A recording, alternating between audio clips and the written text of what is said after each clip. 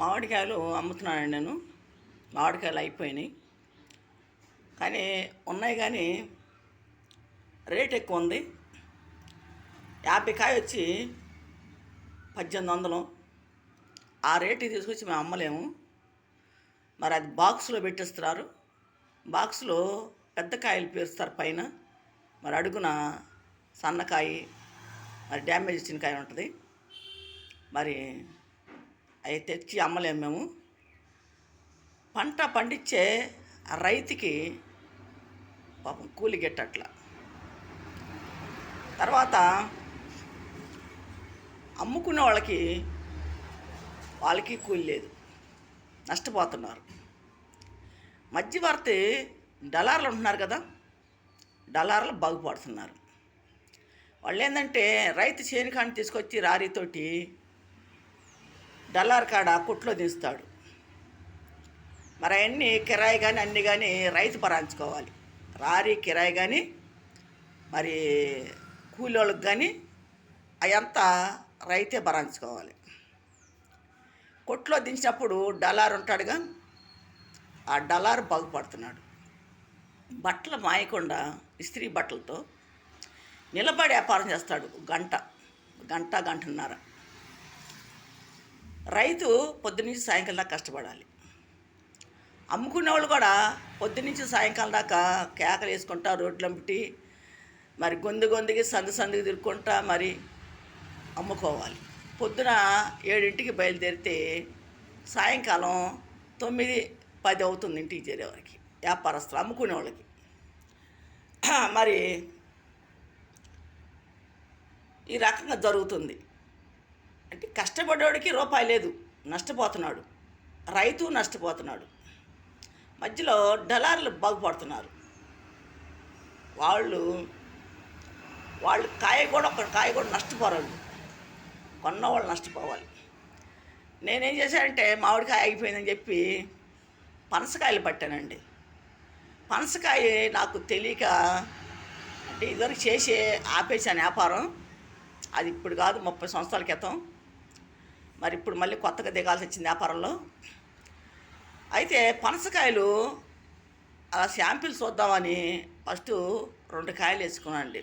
పెద్ద కాయలు 30 కేజీలు 25 కేజీలు ఉంటుంది ఒక్కొక్క కాయ. ఆ కాయలు వేసా. 2 తెచ్చానండి. మరొకటి మరి రూపాయలు 900 అయింది కాయ వచ్చి. మరి అది తెచ్చి నేను కోసానండి. కోస్తే ఒక కాయ అమ్మాను, 2వ కాయ లోన కుళ్ళిపోయిందండి. సరే నేను కాయ కొత్తగా వేసాను కదా అని తీసుకొని ఒక బద్ద తీసుకెళ్ళి కవర్లు వేసుకొని సంచిలో వెళ్ళా. కమిషన్ కొట్టుకాడికి వెళ్తే ఆయన ఇష్టం వచ్చేట్టు మాట్లాడాడు. వెళ్ళవమ్మా, నువ్వు కొనేవు కానీ ఇక్కడ లాట్లు కొనేవాడే చెప్పట్లేదు, నువ్వు వచ్చి 2 కాయలు తీసుకుపోయి కాయ పోయింది అంటున్నావు అని చెప్పి అన్నాడు. మళ్ళీ నమ్మడానికి తీసుకెళ్ళి చూపించాయనికి. చూపిస్తే నా కొట్టుకాడ పెట్ట పడ ఎత్తుకెళ్ళి అన్నాడు.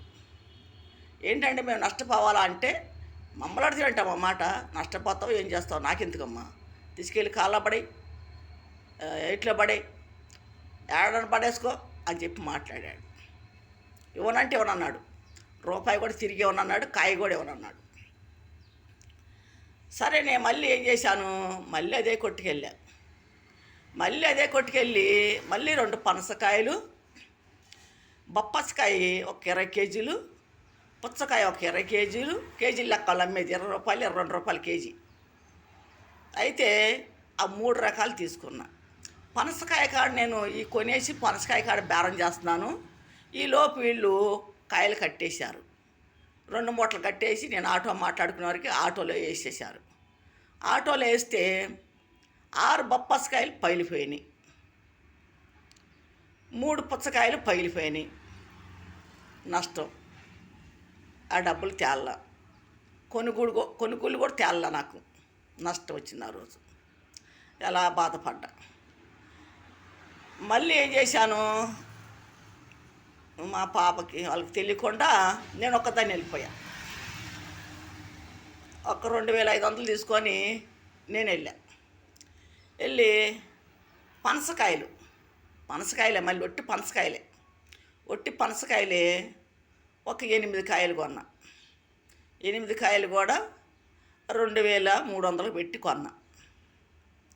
ఒక్కోటి 15 కేజీలు 16 కేజీలు అట్టుంటుంది కాయ వచ్చి. సరే కొన్నాను. అక్కడి నుంచి బండ్లో వేస్తాకి వాళ్ళు కాయకి 10 రూపాయలు తక్కువ లేదు, 10 రూపాయలు ఇవ్వాల్సింది అన్నారు. వాదన పెట్టుకున్నారు. ఏమండి ఒక మెట్టి కిందే తేడా కదండి, ఆటోకి మెట్టికే కదా తేడా అంటే, నువ్వు ఎక్కడని పెట్టుకోమా మాకు అనవసరం, నేను వేసుకుంటా అంటే నేనే వేద్దన్నారు. నువ్వు వేస్తాకి వెళ్ళేదమ్మా, మేము ముఠాన్ని పెట్టుకున్నామేమో, మాకు ముఠాకి ఇవ్వాల్సిందని చెప్పి అన్నారు. ఒక మెట్టి మేంచి ఆటోలోకి వేస్తాకి అంతే, ఇంక ఎడం కూడా లేదు. ఆ గోడంపటే పెట్టించిన ఆటో ఒక్క మెట్టే ఎడం, ఆ మెట్టి మేంచి ఆటోలో పెట్టారు. 8 కాయలు 80 రూపాయలు ఇవ్వాల్సిందని వాదన పెట్టుకున్నాడు. ఇచ్చా. సరే ఇంటికి తీసుకొచ్చి ఆ కాయలన్నీ దించి అంత అందకి దించి కాయలు మొత్తం తోపుడు బండి మీద వేసా. తోపుడు బండి మీద వేసి ఫస్ట్ ఒక కాయ కోసానండి. ఒక కాయ కోసాను. మరి ఆ కాయ కొంచెం బాగుంది. ఒక కాయ అమ్మా తొనలో. తర్వాత ఇంకొక కాయ కోసానండి, కుళ్ళిపోయింది. మళ్ళీ ఇంకొక కాయ కోసా, అది కూడా కుళ్ళిపోయింది. మళ్ళీ 4వ కాయ కోసా, ఆ కాయ తొనలేదు, సన్నగా ఉంది, అది రేటు లేదు. 3 కాయలు నష్టమైంది. నిన్న జరిగింది ఇది నిన్న జరిగింది. నాకు చాలా బాధేసింది. ఎందుకంటే 4 కాయలు కోసాను. నాకు కాళ్ళు నొప్పులు వచ్చినాయి, చేతులు నొప్పులు వచ్చినాయి, నడువులు నొప్పులు వచ్చినాయి. మరి ఆ బండి కాడ నుంచొని ఆ కాయలు కోసి దాన్ని చేసేవారికి కాళ్ళు నొప్పులు, చేతులు నొప్పులు అల్లాడిపోయాను నిన్న. మరి 3 కాయలు నష్టం వచ్చింది. మరి కొనేవాళ్ళు ఏమంటారంటే ఎంతో సంపాదిస్తున్నారు వీళ్ళు అని, వాళ్ళు తక్కువ రేటుకి. ఇప్పుడు డజను పెద్ద తొన ఉందనుకోండి, 100 రూపాయలు, 120 రూపాయలు, 80, 70 రూపాయలు ఉంది. ఒక చిన్న సైజు అనుకోండి 60, 50 రూపాయలు ఉంది డజను. నేనేం చేశాను, డజన్ లెక్క లేకుండా 20 రూపాయలకి 30 తొనలు, 35 తొనలు, 25 తొనలు అట్ట వేసేసా. ఏం చేస్తా, సన్నగా ఉంది పాయ, మరి లావు లేదు, దానివల్ల అట్లా వేసేసా. 4 కాయలు కోస్తే ఒక్క కాయ డబ్బులు కూడా రాలా నాకు. ఒక కాయ డబ్బులు కూడా నాకు రాలా. నమ్ముతారా ఎవరన్నా? నమ్మరు. చెప్పిన నేను నిజం చెప్తున్నాను, వాస్తవం చెప్తున్నాను. ఉదయం పొద్దున పూట ఒక కాయ డబ్బులు కూడా తేళ్ళ నాకు. పొద్దునుంచి సాయంకాలం దాకా బండి అమ్మటే ఉన్నా. నైట్ 8 దాకా ఉన్నా. 8 దాకా ఇంటికి పుట్టి నాకు ఇంటికి వచ్చేసి ఇంకా గాబా నీళ్ళు కాసేసుకొని అడ్డం పడిపోయా. కాళ్ళు చేతులు నొప్పులు, నడువు నొప్పులు, అడ్డం పడిపోయా. అన్నం తింటాక కూడా అసలు నాకు ఒళ్ళు నొప్పుల మీద అన్నం కూడా తినలేకపోయా. తీరా 1 గంట అలా నిద్రపోయి లేచి 11ంటికి చూస్తే అన్నం మెత్తబడిపోయింది. ఏం చేయాలో తెలియదు నాకు. దాంట్లోనే కొంచెం అన్నం, ఒక అరగంట అన్నం వేసుకొని ఒత్తుగా కూర వేసుకొని, ఆ కూరతో ఒత్తు కలుపుకొని ఆ కూరతోటే కొంచెం తిన్నానండి. తిని చెమ్మ నీళ్ళు తాగి ఇంక పడుకున్నా. మళ్ళీ పొద్దున్నే లేచా. మళ్ళీ వ్యాపారానికి వెళ్ళాలి కదా, పొద్దున్నే లేచా. మరి ఇలాగుంటుందండి వ్యాపారాలు చేసేవారికి, ఇలాగుంటుంది. కానీ వాళ్ళు ఎంతో కష్టపడతారు. రోడ్ల మీద వెళ్ళి ఎంతో బండి నెట్టుకుంటూ వెళ్ళి బజారు సందు తిరిగి వాళ్ళు అమ్ముకోటానికి వెళ్తే వాళ్ళకి కూలి గిట్టదు. ఒక్కోసారి నష్టపోతూ ఉంటారు, ఒక్కోసారి అసలే వచ్చింది, ఒక్కోసారి వస్తే ఒక 150 వస్తాయి. అంటే ఇప్పుడు నేను కాయలు వ్యాపారం చేస్తున్నాను కాబట్టి ఆపకూడదని ఇంక దిగాను. మరి చాలామంది కూడా మా వీడియోలు చూస్తున్నారు. మరి నేను ఎక్కువ వీడియోలు చేస్తూ ఉంటాను, ప్రతిదీ పెడతాను ఉంటా. కొన్ని ప్రోగ్రాలు పెడతా ఉంటాను, కొన్ని పార్టీల తరఫున పెడతా ఉంటా, కొన్ని మా సమస్యల గురించి పెడతా ఉంటాను, కొన్ని మన బతుకుదొరువు గురించి పెడతా ఉంటాను. అన్నిటి గురించి పెడతా ఉంటాను. మరి మేము పెట్టే వీడియోలు అందరూ చూడండి. నేను చెప్పేది కూడా కథ వినండి. ఎందుకంటే అర్థం చేసుకోవాలి. ఒక మనిషి వెళ్ళి కష్టపడుతున్న బయట అంటే అది ఎంత కష్టపడుతుందో ఆలోచిస్తుంది. దాని కష్టానికి తగ్గట్టు కూలి ఉన్నట్ల, కష్టం తగ్గట్టు ఫలితం వంటల నష్టపోవాల్సి వస్తుంది. ఇంకా ఆ ఆలోచన మీద టయానికి అన్నం కూడా తినలేకపోతున్నాం. నిన్న అన్నం వండుకొని కూడా నేను నైటు అన్నం మెత్తగిల్లిపోయింది. ఇంకా 11కి ఏం వండుకుంటామని చెప్పి అదే కొద్దిగా కూర వేసుకొని ఒత్తుగా కలుపుకొని తినేసా. తినేసి చెంబు నీళ్ళు తాగేసా. ఇంకేం చేస్తాం, ఇంకా 11కి ఇంకా వండుకున్నా వేస్ట్ అయిపోయింది అన్నం. ఇంకేం వండుతామని చెప్పి వండలే ఇంక నేను. మా పాపకి బాబుకి ఫోన్ చేసినా తెస్తారు, కానీ ఆ టైంలో వాళ్ళని ఇబ్బంది పెడితే కూడా నాకు బాగోదు. ఆ టైంలో వాళ్ళకి ఫోన్ చేశాను, వాళ్ళు కంగారు పడతారు. ఏంటి మా అమ్మ ఈ టైంలోకి ఫోన్ చేసింది అని వాళ్ళు కంగారు పెడతారు. వాళ్ళని ఇబ్బంది పెట్టకూడదు మనం. ఇప్పుడు వాళ్ళకి ఎన్నో ఉంటాయి, వాళ్ళ సమస్యలు వాళ్ళకు ఉంటాయి, వాళ్ళ ఆలోచనలు వాళ్ళకు ఉంటాయి. వాళ్ళని మనం ఇబ్బంది పెట్టకూడదు కదా.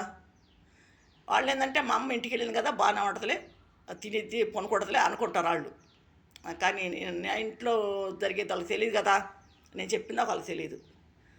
వాళ్ళని ఆ టైంలో నేను ఇబ్బంది పెట్టలేను, నేను బాధ పెట్టలేను. కానీ వాళ్ళు సంతోషంగా ఉండాలి, బిడ్డలు సంతోషంగా ఉండాలి. మా వాళ్ళు కానీ, మా తోడబుట్టిన వాళ్ళు కానీ, మా తోడబుట్టిన వాళ్ళ బిడ్డలు కానీ, నా బిడ్డలు కానీ వాళ్ళు సంతోషంగా ఉండాలి. వాళ్ళని ఎవరు నేను ఇబ్బంది పెట్టను, ఎవరు నేను బాధ పెట్టను. ఏదన్నా ఎవరన్నా ఒక మాట అన్నా వాళ్ళే తెలుసుకున్న తర్వాత బాధపడతారు, ఎందుకన్నామని. తర్వాత నన్ను వాళ్ళు వచ్చి పలకరిస్తారు. నాకు ఇటువంటి ఇబ్బందులు లేవండి, అన్నీ బాగానే జరుగుతున్నాయి. కానీ కాకపోతే వ్యాపారం కాడ కొద్ది నష్టపోతున్నాను. ఎందుకు నష్టం అవుతుందో తెలియట్లేదు. మరి అమ్మే కాడ కొద్దిగా చూసి చూడనట్టు ఎట్టబడితే అట్టు ఇచ్చేస్తున్నాను నేను. దానివల్ల నాకు లాస్ కొడుతుంది. అంతా తెలిసిన వాళ్ళు అయిపోతున్నారు. మరి పుట్టుడు పురుగు అంతా ఇక్కడే కదా, అంతా తెలిసిన వాళ్ళు అయిపోతున్నారు. ఇంకా ఏంటంటే ఆ మొహమాట మీద చూసి చూడనట్టు ఎట్టబడితే అట్టు ఇవ్వాల్సి వస్తుంది. నేను కరెక్ట్ రేట్లు అమ్మలేకపోతున్నా. కరెక్ట్ రేట్ అమ్మాలంటే మరి వాళ్ళు ఏమనుకుంటారో, తెలిసిన మనిషి కదా, ఏమనుకుంటారని కాంచి నాకు ఇబ్బందిగా ఉంటుంది. ఇంకా అంతే, ఏం లేదు. కానీ వ్యాపారంలో ఉంటుంది, ఎప్పుడో వస్తుంది. కానీ పెద్దగా నష్టపోలేము కదా. వ్యాపారం అన్నా కష్టం అనేది ఎప్పుడైనా దేవుడు అనేది మేలు చేస్తాడు. ఒక నష్టానికి ఒక మేలు జరిగిద్ది, నాకు తెలుసు. దేవుడు నాకు మేలు చేస్తాడు. నాకు దేవుడు అంటే చాలా నమ్మకం. ప్రతి వాళ్ళకి ఏదో దేవుడు నమ్మకం ఉంటుంది. నాకు ఏసయ్య నమ్ముకున్నా నేను. ఏసయ్య నాకు ఏదైనా, నా బిడ్డలకైనా, నాకైనా, మా తోడపుట్టిన వాళ్ళకైనా, అందరికీ వాళ్ళకి అందరికీ కూడా మరి దేవుడు నమ్ముకునే వాళ్ళం, ఏసయ్యని నమ్ముకునే వాళ్ళం. మేమంతా ప్రార్థనకి వెళ్ళేవాడమేనే. మరి మాకు అందరికీ పర్వాలా బాగానే ఉంది. కాకపోతే సొంత ఇల్లు లేవు మాకు, అందరం అద్దెలు కొంటున్నాం. మాది భూమి ఉన్నది 5 ఎకరాల 18 సెంట్, 5 ఎకరాల 28 సెంట్లు ఉంటాయి అని. 5 ఎకరాల 18 సెంట్ అని గవర్నమెంటు ఎంఆర్ఓ అట్లా మమ్మల్ని మోసం చేశాడు. 5 ఎకరాల 28 సెంట్లు అండి మాది భూమి. అది కబ్జా చేశారు. సీతానగరం మహానాడు కబ్జా చేసిన వాళ్ళు బాలసాని రాజేశ్వరరావు కుటుంబం, సముద్రాల చెరిబాబు కుటుంబం. ఆ 2 కుటుంబాలు కలిసి కొమ్మక్కయ్యి వాళ్ళు ఆక్రమించారు. మా నాన్నగారు, మా పెద్దన్నయ్య గారు చనిపోయారు. మా అమ్మ, మా మేనల్లుడు, మా చిన్న అన్నయ్య వీళ్ళున్నారు. వీళ్ళుంటే అప్పుడు భూములు ఖాళీగా వదిలేశారు. ఏంటంటే దుక్కులు దున్నక సరిగా నీళ్ళు లేవని అట్లా కొన్ని ఆపారు, కొన్ని పండిస్తూ ఉన్నారు. ఆ సమయంలో మా చిన్న అన్నయ్యని చంపేశారు. చంపేసినప్పుడు మా అమ్మ ఆ దిగులతోటి బాధతో ఒక 2 నెలలు ఇక్కడ లేకుండా బాపట్ల వెళ్ళిందండి. బాపట్ల వెళ్తే మా అక్కయ్య గారిని ఇచ్చారు, పెద్ద అక్కయ్య గారిని ఇచ్చారు అక్కడికి వెళ్ళాం. ఒక 2 నెలలు అక్కడ ఉన్నాం మేము. 2 నెలలు ఆడుండి వచ్చాం మేము వచ్చినాక మా భూముల కాడికి, మా స్థలాల కాడికి మమ్మల్ని రానీలా. సీతానగర్లో ఒక లాపా కొట్టు అని ఉంది, అంటే జైలు. అది బ్రిటిష్ వాళ్ళ టైంలో జైలు. అది ఖాళీగా ఉంటా ఉంది. దాంట్లో ఉన్నాం మేము. మా అమ్మ కాపురం దాంట్లో చేస్తుంది, పిల్లల్ని పెట్టుకొని దాంట్లో ఉంది. ఆ ఇంట్లో ఆ జైలు అనేది ఖాళీగా ఉంటే అది శుభ్రం చేసుకొని దాంట్లో పావులని, తేళ్ళని, మండ్రగబ్బులని అన్న ఒక రకంగా ఉండే, అందరూ దాంట్లో బాత్రూమ్కి వెళ్ళటం కానీ అట్టా చేశారు. దాన్ని ఖాళీగా ఉంటుందని. అప్పుడు బాత్రూమ్లు సరిగ్గా లేవు వెళ్ళల్లో ఎవరికి, అట్లా బయటికి వెళ్ళేవాళ్ళు. అది ఖాళీగా ఉంటుందని దాంట్లో పోయి అట్లా చేసేవాళ్ళు. మేమంతా శుభ్రం చేసుకొని దాన్ని చుట్టూ పిచ్చెట్లు గడ్డి పీక్కొని ఆ రాళ్ళు రాపలన్నీ తీసేసి శుభ్రంగా చేసి దాన్ని 2-3 సార్లు మేము కడిగి శుభ్రం చేసుకొని దాంట్లో కాపురం ఉంటున్నాం. దాంట్లో ఉంటా మరి మా అమ్మ ఊరి మీద రైతులు బరిగొడ్డు కాసేది. ఆ గీతలు అమ్మటి మమ్మల్ని కూడా చెప్పేది. మేము కూడా గీతలు అమ్మటి తిరిగేవాళ్ళం. ఈ పొలాలు ఏమైందంటే తర్వాత ఆ కబ్జాదారుల కాడికి వెళ్ళి, అయ్యా నా భూమి నాకు ఇవ్వండి, నా పిల్లలు ఎదిగొచ్చారు, మేము పండించుకుంటాము అని కబ్జాదారులు అడిగారు. కబ్జాదారులు అడిగితే కబ్జాదారులు మమ్మల్ని భయపెడతా ఉన్నారు. నేను చంపేస్తాం, పొడి చేస్తాం, పొలం కాడికి వచ్చావంటే నువ్వు ఎవుతివి ఎక్కడ, నువ్వు మాదిగి దానివి, నువ్వు వంటరాని దానివి, నువ్వు ఈ ఊళ్ళో వంటకలేదు, నీకు ఎవడిచ్చాడు భూమి, మా భూములు అని చెప్పేసి అట్టా మాట్లాడారు. మాట్లాడితే ఆ ఊళ్ళో పెద్ద మనుషుల కాడికే తిరుగుతుంది మా అమ్మ. ఆ ఊళ్ళో పెద్ద మనుషులు కూడా వాళ్ళంతా బంధువులు, మా పొలం ఆక్రమించిన వాళ్ళు. ఈ పెద్ద మనుషులు కూడా వాళ్ళకి బంధువులు, వాళ్ళంతా కొమ్మక్కైపోతే మేమేం చేసాము, తర్వాత యామారెడ్డి గారు అని కాంగ్రెస్ పార్టీలో ఉండేవాడు ఆయన. బైపాస్ రోడ్లో ఆఫీస్ అయింది. 2003 కానించి 2005 దాకా ఆ ఆఫీస్ చుట్టూ ఆయన దగ్గరికి మేము తిరుగుతూ ఉన్నాం. అయ్యా మాకు అన్యాయం జరిగింది, మాకు న్యాయం చేయండి అయ్యా అని చెప్పి డైలీ పోవటం, ఆఫీస్ కాడ కూర్చోవటం, ఆయన ఉంటే మాట్లాడటం రావటం, అట్లా 3 సంవత్సరాలు తిరిగాం. 3 సంవత్సరాలు తిరిగితే ఈ ఊళ్ళో పెద్ద మనుషులు వెళ్ళి, మేము గెలిపించాము నిన్ను, వాళ్ళు ఒక్క ఇంటి వాళ్ళు ఎక్కడ, వాళ్ళు చెప్తే నువ్వు వినేదేంటి, అది మేము చూసుకుంటాము, వాళ్ళు వస్తే నువ్వు రావద్దని చెప్పు అని చెప్పి ఆయనతో మాట్లాడారు. తర్వాత మేము వెళ్ళి కలిసాం. మేము వెళితే మాకంటే ముందు 5 ఉన్నారు ఈ ఊళ్ళో పెద్ద మనుషులు ఆయన దగ్గర, యామారెడ్డి గారి దగ్గర 5 పెద్ద మనుషులు ఉన్నారు. 5 పెద్ద మనుషులు ఉండి వాళ్ళు మాట్లాడుతున్నారు, మమ్మల్ని బయట నుంచో పెట్టారు. ఏం మాట్లాడారో మాకు తెలీదు. తర్వాత వాళ్ళు వెళ్ళిపోయారు మాట్లాడేసి. తర్వాత మమ్మల్ని పిలిచారు. మమ్మల్ని పిలిస్తే మేము వెళ్ళి, సార్ మాకు న్యాయం చేయండి సార్, మాకు అన్యాయం జరిగింది సార్, మరి ఆయన కాళ్ళు పట్టుకొని ఏడిచాం. ఏడిస్తే ఆయన అన్నాడు, అమ్మ వాళ్ళే సెటిల్మెంట్ చేస్తా అంటున్నారు, నా దగ్గరికి రావద్దు, మీరు వాళ్ళతోటే మాట్లాడుకోండి అని చెప్పేసి అనేసాడు. ఇంకా రావద్దు అనేసాడు ఆయన. 3 సంవత్సరాలు తిరిగాం. చాలా డబ్బులు ఖర్చు అయినాయి మాకు. అంటే మా ఖర్చులు, మాకు ఆటో ఖర్చులే కానీ, మాకు అక్కడ తిరగటానికి ఖర్చులే కానీ, ఏదన్నా కానీ బోల్డ్ డబ్బు ఖర్చు అయింది మాకు. లేనప్పుడు అప్పు తెచ్చుకోవటం, తీసుకోవటం, వెళ్ళటం, అట్టా అప్పులు. మళ్ళీ మేము పనులకి వెళ్ళటం, కూలి పనులు చేసేవాళ్ళం, ఇసుక పనులకి వెళ్ళేవాళ్ళం, నైటు పగలు పని చేసేవాళ్ళం, నైటు పగలు ఇంటికి ఉండేవాళ్ళం, సరిగ్గా కూలి పడక ఇబ్బంది పడేవాళ్ళం. అలాగే ఒక్కోసారి డబల్ డ్యూట్లు కూడా చేసేదాన్ని నేను. 2 రేతులు 2 పగలు డబల్ డ్యూట్లు కూడా చేసేదాన్ని. ఒళ్ళు అలసిపోయేదన్నమాట. కూలి పడక ఆ కుటుంబాలను పోషించుకోవటానికి, మా బిడ్డలను పోషించుకోవటానికి అలా చేసేవాళ్ళం. మేము చాలా కష్టపడ్డాం.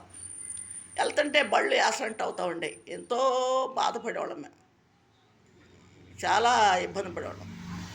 అట్లాగా జరిగింది మాకు. ఆ భూమి కోసం తిరుగుతుంటే భూమి మాకు న్యాయం జరగల.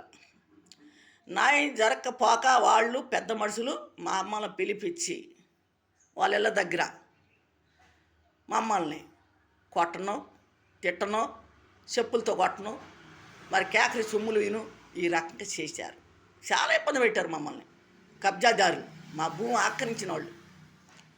తర్వాత అధికారుల కాడికి వెళ్తే ఎంఆర్ఓ కాడికి, పోలీస్ స్టేషన్కి, మున్సిపాలిటీ ఆఫీస్కి, కలెక్టర్ దగ్గరికి వెళితే, మరి ఎస్పీ దగ్గరికి గుంటూరు, ఇన్నిసార్లు మేము తిరుగుతుంటే ఎటువంటి పరిష్కారం మాకు కాల. వీళ్ళందరూ కలిసి కబ్జాదారులతో కొమ్మక్కైపోయారు. కొమ్మక్కైపోయి ఎప్పటికెప్పుడు రేపు నెలరా, 2 వారాలు ఆగిరా, అట్లాగా అధికారులు మమ్మల్ని తిప్పారు. ప్రతి అధికారికి నేను అర్జీలు పెట్టా. ఈ తాడేపల్లిలోంచి గుంటూరు దాకా ప్రతి అధికారికి ప్రతి అర్జీలు నేను పెట్టా. ఎన్ని అర్జీలకు కూడా నాకు ఎటువంటి పరిష్కారం కాల. తర్వాత జగన్ సార్ గెలిచాడు. 2019 2వ నెల. అక్కడి నుంచి వాళ్ళు ఏం చేశారు, ఆ జగన్ సారు పార్టీలో ఉన్నవాళ్ళు వీళ్ళు, ఆ పార్టీకి సంబంధించిన వాళ్ళు. అయితే వాళ్ళు ఏం చేశారు, 2వ నెలలోంచే నేను అర్జీలు పెడుతున్నా జగన్ కాడ. జగన్ సార్ దగ్గర అర్జీలు పెట్టుకుంటున్నాం. ఆ 2వ నెలలోనే కలెక్టర్ కాడికి మమ్మల్ని పిలిపించి మేము కేసు వేస్తున్నాం కోర్టులో అని చెప్పి అన్నారు.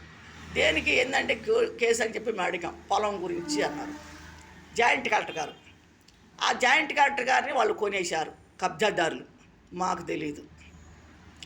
అయితే ఎన్నాళ్ళు చూసినా ఆ జాయింట్ కలెక్టర్ మమ్మల్ని పిలవట్లా, మాకు పరిష్కారం కావట్లా, అట్టించేటువంటి లెటర్ మాకు రావట్లా.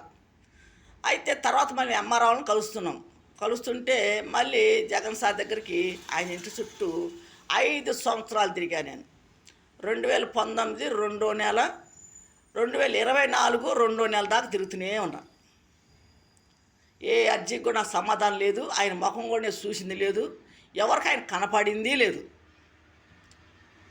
తర్వాత 2024 మరి చంద్రబాబు అన్నయ్య గెలిచాడు, బాగా మెజార్టీతో గెలిచాడు. మళ్ళీ ఇప్పుడు చంద్రబాబు అన్నయ్యని కలుస్తున్నా. 1 నెలలోనే 3వ వారంలోనే ఆయన ప్రజలతో కలుస్తూ మొదలుపెట్టాడు. ప్రజలందరినీ కలుస్తున్నాడు, అన్ని సమస్యల గురించి కనుక్కుంటున్నాడు, మరి మాట్లాడుతున్నాడు, అన్ని అర్జీలు తీసుకుంటున్నాడు, బాగా చేస్తున్నాడు. మరి వాళ్ళ కాడించుకోండి, నాకు ఫోన్లు వచ్చినాయి, అమ్మ నువ్వు భయపడగాకు, మేము న్యాయం చేస్తాం అని మాట్లాడారు. నాకు సంతోషంగా ఉంది. ఇలాగా మా జీవితాలతో సీతానగర్లో ఆడుకున్నారు.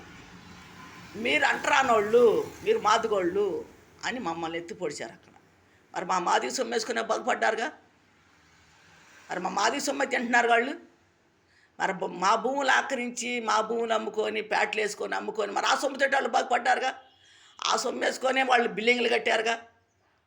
వాళ్ళు బిల్డింగ్లు కట్టుకొని కార్లు కొనుక్కొని బళ్ళు కొనుక్కొని బళ్ళ మీద కారులో తిరుగుతున్నారు, బిల్డింగ్లో ఉంటున్నారు. మేము అద్దెకుంటున్నాం. మేము భూమి గల్లవాళ్ళం, స్థలం గల్లవాళ్ళం, మేము అద్దెకుంటున్నాం.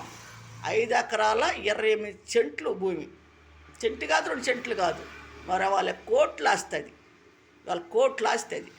ఆ రకంగా మమ్మల్ని ఏది ఇచ్చారు. ఇప్పటికన్నా మాకు న్యాయం జరిగిద్దిలే మేము అనుకుంటున్నాం. మరి మేము పెట్టే వీడియోలు అందరూ చూడండి.